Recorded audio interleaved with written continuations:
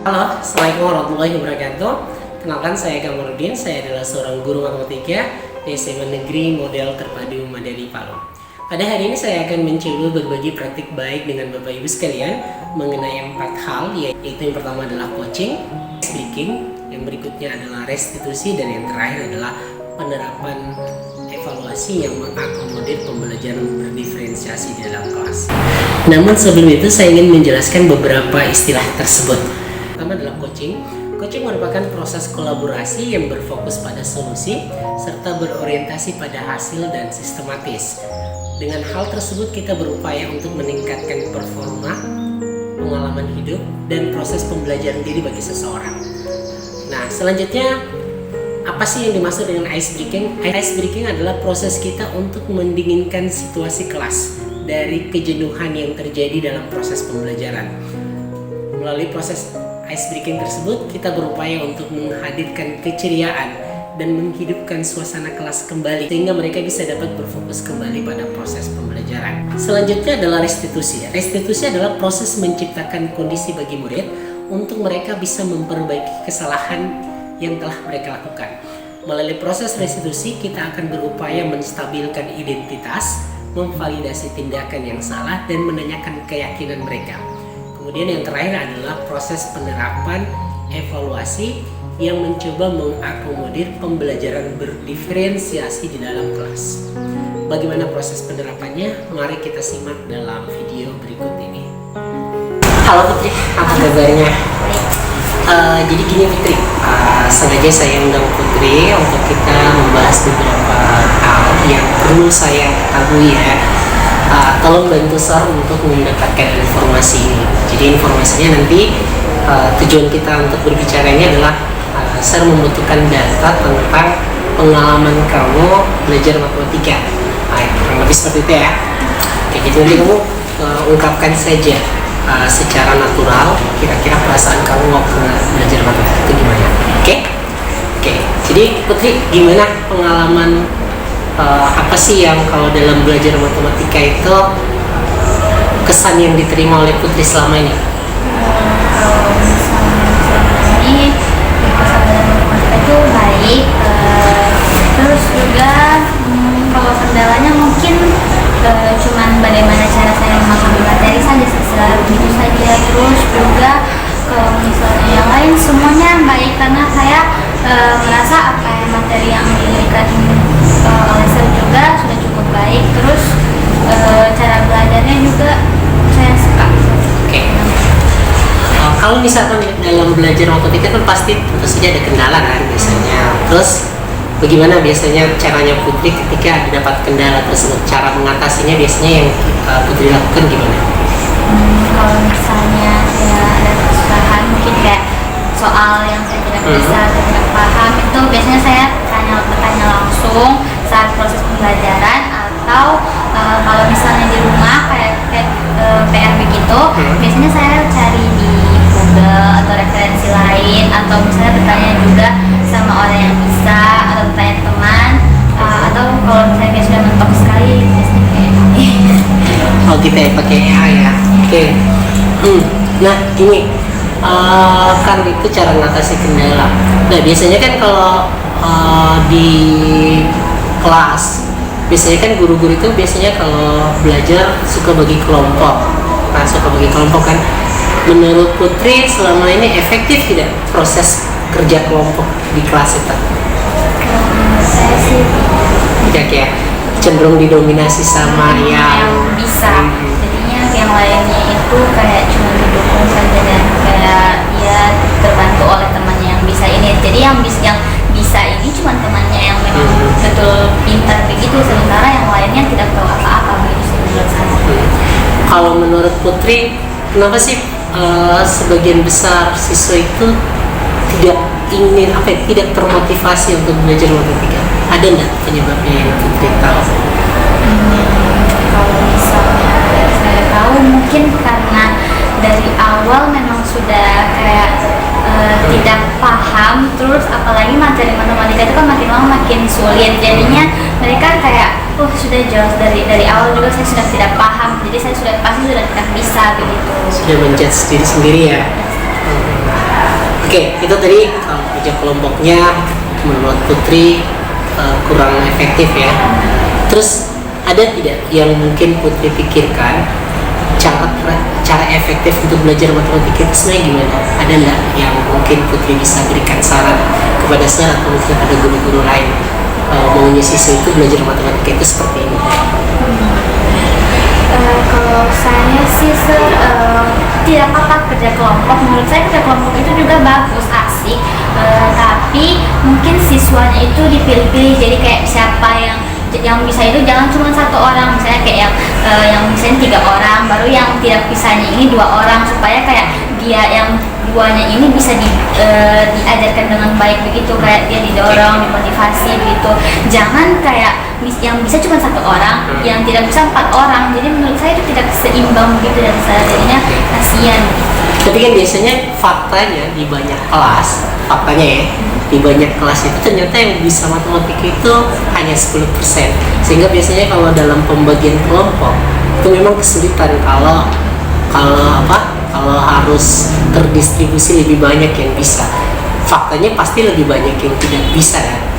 Nah, kalau selain saran yang Putri berikan tadi, ada nggak saran lain cara terbaik atau cara yang menurut selama ini Putri alami yang bagaimana itu yang lebih bagus kayak gitu? Kalau ini dalam kerja kelompok Secara umum saja. Ya, kalau misalnya begitu, menurutku lebih baik kurangilah adanya kerja kelompok. Lebih baik dia secara individu, terus nanti kalau misalnya memang ada yang tidak bisa, dibantu oleh temannya yang bisa ini gitu. Menurut saya begitu. Terus juga saya harap guru itu juga dia tidak, biasanya kan ada guru yang kalau misalnya yang bisa ini, yang dia tanya yang bisa terus, nah sementara yang tidak bisa ini dia abaikan begitu. Nah jadi yang tidak bisa ini juga tidak punya motivasi begitu, dan jadi kalau misalnya guru ini dia sering tunjuk yang tidak bisa ini, jadi yang tidak bisa ini juga dia adalah motivasinya sedikit, karena saya takut nanti kalau misalnya saya tidak bisa jawab saya malu gitu ya. Tapi tidak under pressure gitu, maksudnya tidak kalau misalkan biasanya kan sebenarnya guru ini sudah tahu nih anak ini kan tidak bisa, dia juga sudah tahu, tapi mau ketika dia terus bertanya sama siswa tersebut, tidakkah itu membuat siswa tersebut semakin tertekan? Bagaimana menurut Putri plus minusnya? Iya sih, mungkin itu minusnya, tapi menurutku rata-rata anak yang tidak bisa ini sebenarnya dorang bukan karena kebetulan tidak bisa, tapi ada juga kayak karena malas begitu, kayak malas kan sendirinya. Menurutku tidak apa-apa juga kalau misalnya yang tidak bisa ini, yang tidak bisa memang karena dia pemalas, dia ditekan sedikit supaya menurutku itu jadi dorongan dia supaya dia bisa juga begitu. Oke, jadi intinya sebenarnya harus ada semacam karakteristik dari guru, dia kenal karakteristiknya siswa supaya dia tahu siapa yang memang kategori malas, siapa yang memang kategori tidak bisa, yang kemudian dia rajin gitu ya. Oke, selain itu Putri, mungkin ini pertanyaan terakhir. Tadi kan sudah ada sarannya dari Putri gimana cara membacanya. Misalkan ini Putri, dalam proses belajar itu kan tentu saja guru terkadang juga keliru dalam memberikan teknik penilaian kah, mungkin keliru dia dalam memberikan motivasi pada siswanya, atau mungkin dia keliru ketika menjudge siswa, mungkin dia keliru ya. Terus kalau itu terjadi, misalkan ini misalkan contoh paling gampang begini, pada saat penilaian ada siswa yang oleh guru itu diberikan nilai 85 misalkan Putri dikasih nilai 80 misalnya, tapi menurut Putri mestinya saya lebih di atas dong, tapi ternyata faktanya begitu. Nah terus apa yang kira-kira Putri lakukan kalau kondisi itu terjadi? Kalau saya sendiri itu yang pertama saya kayak evaluasi diri sendiri dulu, kayak saya kalau kalau misalnya kejadian seperti itu biasanya saya suka membandingkan kayak jawabanku dengan jawabannya, apa yang salah. Kalau misalnya saya merasa saya benar, saya biasanya komplain ke gurunya sih. Oh gitu ya, berarti harus ada keberanian untuk menyampaikan ya. Oke, benar-benar. Jadi mungkin itu mungkin cara terbaik ya. Tapi biasanya kan saya takutnya gini, ada guru karena mungkin siswanya juga takut menyampaikan, akhirnya sama-sama tidak tahu kalau ada kekeliruan itu. Begitu ya. Oke, mungkin itu saja Putri wawancara kita hari ini. Terima kasih atas waktu dan kesempatan yang diberikan untuk kita mendapatkan informasi. Oke, saya harap ini bisa menjadi sesuatu yang baik untuk proses belajar kita. Oke, thank you Putri.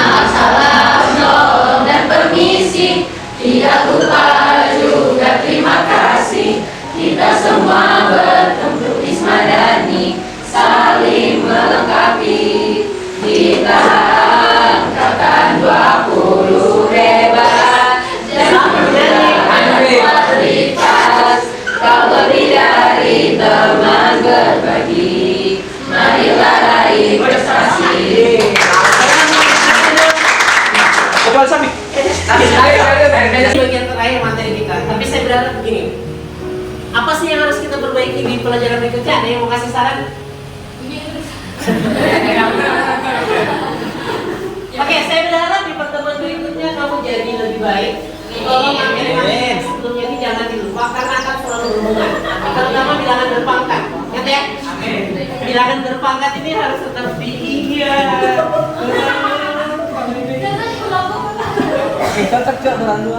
Oke. Kalau ya bilangan berpangkat jangan lupa yang saya suruh hafal basis 2, basis 3, basis 5. Basis 2 sampai 2 pangkat berapa? 10. 2 pangkat 10 itu berapa? 1024. Basis 3 sampai basis berapa? berapa? Pangkat berapa? Pangkat. Terima kasih atas perhatiannya. Saya sekian. Assalamualaikum warahmatullahi wabarakatuh. Tepuk tangan untuk kita semua.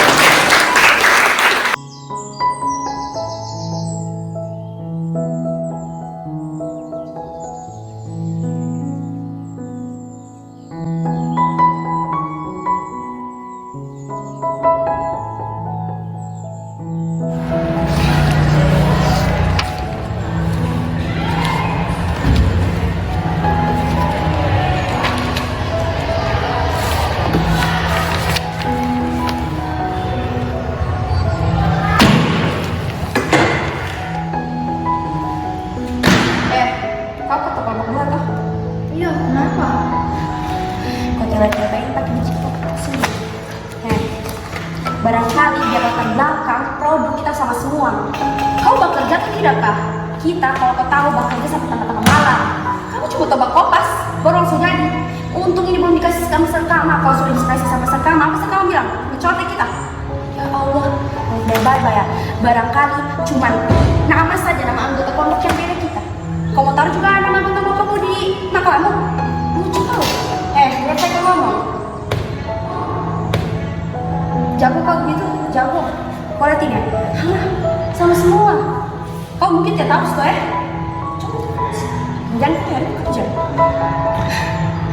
Pantas dan telepon makan tadi bro. Teleponin bro. Kau ketua kelompok apakah? Baik.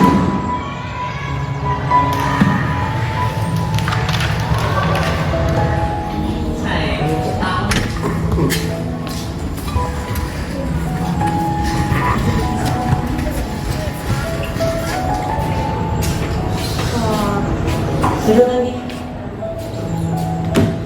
Duduk. Halo, ini apa kabar? Sepertinya kamu masih marah ya? Ya, oke. Ini Sir sudah dapat kabarnya. Kamu tadi pagi marahan ya? Sampai ya seperti itulah, kamu sudah tahu ya. Dan juga Sir sudah dapat sedikit informasi penyebabnya. Sebagai informasi, kalau Sir mengalami itu juga pasti Sir marah ya.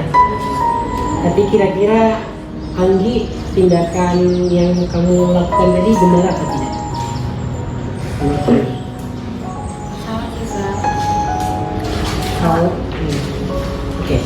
Kalau dari Alika sudah tahu kesalahannya?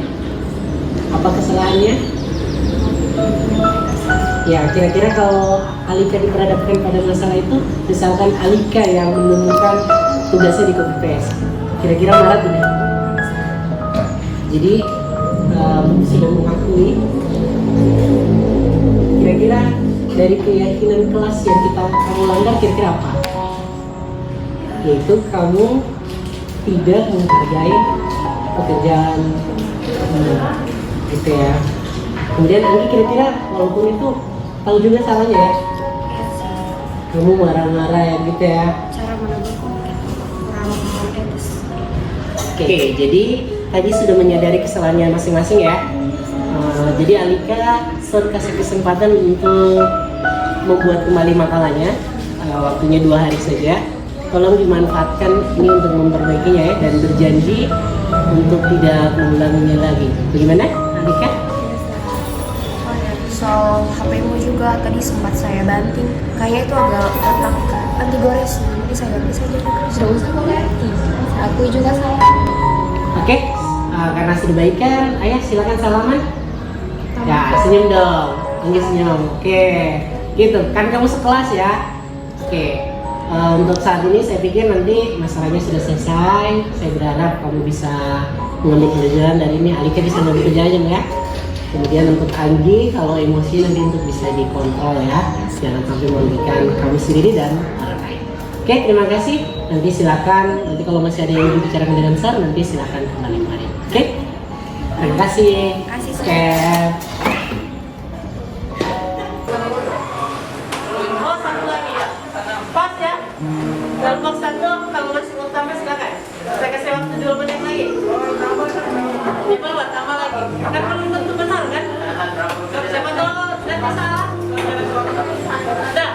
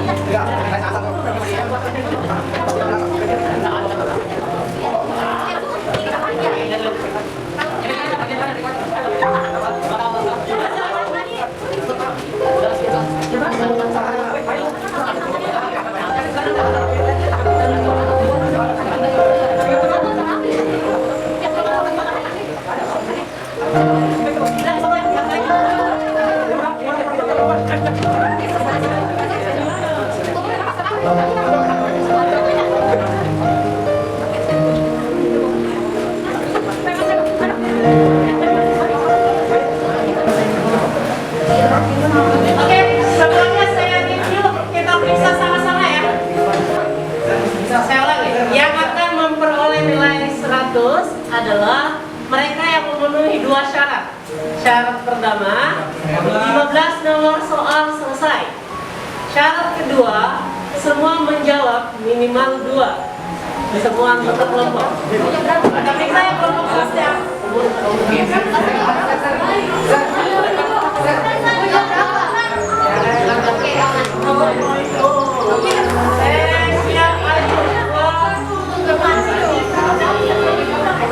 Febriana 3, Raven 3. Ada berapa ini Raven? Komang Dirka. Oke, Komang Dirka. Satu lagi. Andika mana? Andika berapa? 3. Andika 3. Iya. Betul kan? Luar biasa Dika. Andika. Baik, terpenuhi ya. Kelompok 1 dapat 100 ya. Korek.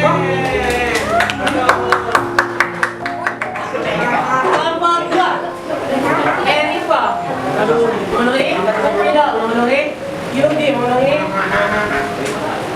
Teresia Citra memenuhi, Caroline memenuhi, tidak memenuhi, Aida Ayunda ya, terpenuhi ya, oke,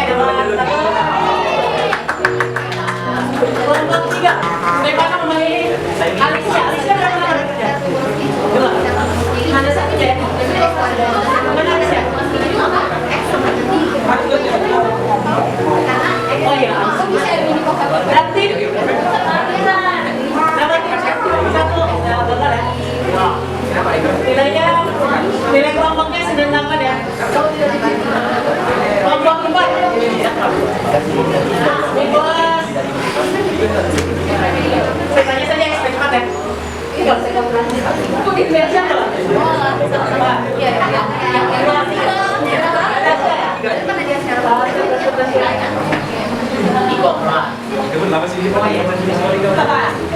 Geraldine berapa? Aurel? Tahu nggak? Berapa? Tahu? Bagus 1. 2. Boleh dapat bagus 1. Itu kan tinggi.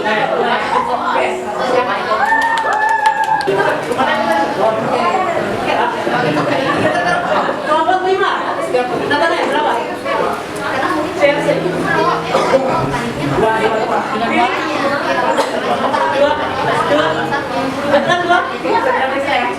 100 ya. Kelompok 1